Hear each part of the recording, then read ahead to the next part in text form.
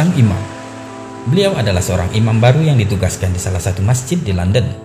Ia setiap hari pulang dan pergi dari rumahnya ke masjid dengan mengendarai bus umum.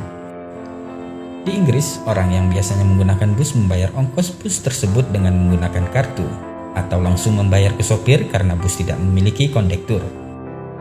Setelah membayar, baru kemudian penumpang mencari tempat duduk yang kosong. Hari itu, seperti biasa dia pergi ke masjid. Good morning, sir.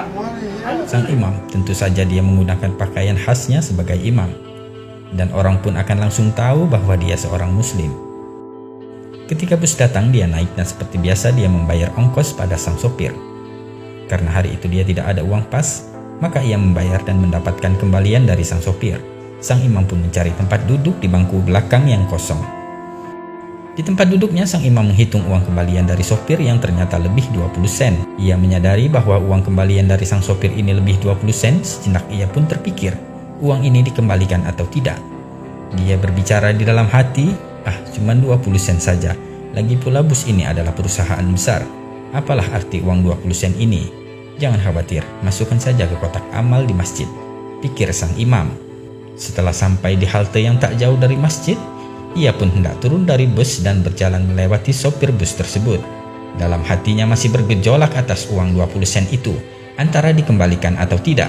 Namun ketika sampai di dekat sang sopir, spontan sang imam pun mengulurkan tangannya, memberikan 20 sen itu kepada sang sopir sambil berkata, "Maaf Pak Sopir, uang kembaliannya tadi berlebih 20 sen. Dengan tersenyum sang sopir pun berkata, "Uang ini tidak lebih, aku sengaja memberikanmu kembalian lebih." "Apa maksud Anda?" tanya sang imam. "Ketahuilah, sudah 3 tahun ini aku mencari tahu tentang Islam, dan aku melihatmu berpakaian seperti seorang muslim. Bukankah Anda imam baru di masjid itu?" kata sang sopir. "Ya, benar," jawab sang imam.